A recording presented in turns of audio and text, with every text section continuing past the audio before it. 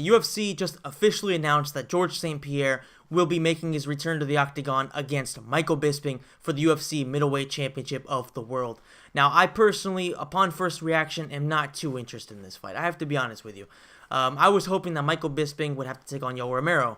Now, while Yoel Romero has a very checkered past, he's sort of a dirty guy, I think that was the right fight to make for the sport, for the UFC, for the middleweight division itself. You know, too often these days, we are seeing people jump the line based on how popular they are, and people aren't really having to face the most well-deserving person. They just fight people based on their name. And while GSP, being the greatest of all time at welterweight, certainly deserves a title fight at welterweight, I personally wouldn't have given him a middleweight title shot after we already have the UFC middleweight #1 contender defined. You know, Yoel Romero was clearly the #1 guy. You also have Jacare Souza, who was waiting pretty much right behind him. So realistically, does this fight make sense?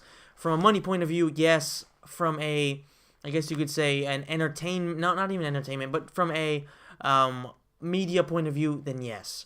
But from a actual sport point of view, I think this is the wrong choice. And I think the UFC, especially under the new ownership, has been making this wrong choice way too often. It makes sense with Conor McGregor moving up to lightweight. He just became the champion. He's been active. He's been one of the most active fighters in the octagon. So it makes sense for him to move up there, especially because he was going to relinquish his belt essentially after moving up to lightweight. So it made sense there. But GSP coming back after 3 years and a few months off doesn't really make a whole lot of sense for him to be fighting in a weight class he's never fought at. At least I can't. Maybe early on in his career, but I know for a fact that, you know, since 2007 he hasn't fought at middleweight. So it doesn't really make sense to me that he'd be getting an immediate title shot at welterweight. Now, I get it. GSP is bigger now than he was before, body-wise, and he's definitely going to bring in a lot of, I guess you could say, excitement, because don't get me wrong, I'm very happy that GSP is coming back. I'm very excited to see him fight. I want to see what he can do at this stage of his career. He claims that he's better now than he was in his prime, or I guess at least when he left the UFC. Is that true? We're going to find out. Now, the good thing here is Michael Bisping, who, in my opinion, is the most beatable champion in the UFC by far. You know, he's all right. Now, he's obviously very good, but in terms of championship material, I don't think that he really is that. I mean, he won against Luke Rockhold. Yes, he landed a good punch. Obviously, he was very good to do that. But Luke Rockhold completely underestimated him, and if they fight 10 times, Bisping loses 9. I just think that that's the reality of the sport, and I think that's pretty much why the UFC were very interested in giving GSP the title shot, because this is a very winnable fight for GSP at middleweight. I don't really think he beats anybody else, to be honest with you, in the title contention picture. So I wouldn't be surprised at all if GSP came back, beats Michael Bisping, and retires. I mean, is he going to beat Luke Rockhold? Not really. Realistically, I just think that Luke Rockhold's way too big. He's way too skilled too. He's a younger guy. Overall, I think Luke Rockhold beats him. Jacare's a huge guy as well. Very strong. Great jiu-jitsu and very powerful in his feet. I don't see him getting dominated by GSP like in the wrestling, which is pretty much GSP's way. Yoel Romero, same thing. Maybe he's a bit more beatable because they're more or less the same height, so he doesn't really have a huge reach disadvantage or anything like that.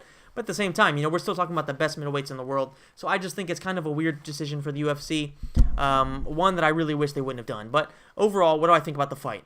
I think that GSP is going to win the fight, to be honest with you. I think that Michael Bisping, like I said, Michael Bisping is a very good fighter, but he's not elite. GSP, when he left, was still elite. Is he still that level fighter, or is he even better? Hard to tell right now. We're going to have to wait until he gets in the octagon. But I tend to believe that GSP, being such a cerebral fighter, being such a well-trained fighter with such great coaches, and given the fact that his skill set as it is at least on par with Michael Bisping on the feet, I would say. Michael Bisping maybe has, I guess you could say, he's going to have a better reach. But is he really going to be able to dominate GSP? Not really. I mean, I don't think so, at least. GSP has a lot better kicks. And just in general, I think that GSP is going to be able to isolate or nullify whatever Michael Bisping does. He might have to worry about the jab, but the jab is sort of GSP's specialty. So it's going to be sort of, in my opinion, a pretty boring fight. I think it's going to be, I'm not even going to say a typical GSP fight, because I don't think he's going to be able to take Bisping down and just hold him there, because Bisping, throughout his career, he's shown that he has at least very good takedown defense, and once he does get to the ground, he tends to get up very, very fast. You know, Chael Sonnen had a very hard time taking him down and keeping him there. Tim Kennedy had the same problem. Now, maybe those two guys aren't anywhere, I would say they are at least almost as good as GSP, at least in wrestling. But I would say that GSP is better at holding people down. But is he going to do that against a bigger guy like Michael Bisping? I don't really think so. I think it's going to be a fight where GSP sort of keeps Michael Bisping guessing, shoots in for the takedown, probably gets a few, but I think it's just going to be a jab fest, and I don't think it's going to be a whole lot of action in that fight. I might be wrong. Because Michael Bisping doesn't usually put on boring fights, but that's sort of what I expect to happen. So let me know in the comment section down below if you agree. Do you think it's going to be a fun fight? Are you very interested in this fight? Are you even interested in GSP returning?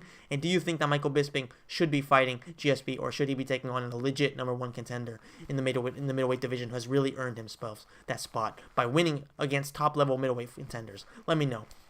And most importantly, guys, if you enjoyed the video, well, not most importantly, but if you enjoyed the video, please hit the like button, and please share it with anybody who could be interested. Please share it on any forums, on any social media. And I literally did this video right after recording my preview for Khabib versus Tony Ferguson. I literally finished that video, went on Instagram for a second, decided to do things with my computer, and I realized, holy shit, GSP is coming back officially.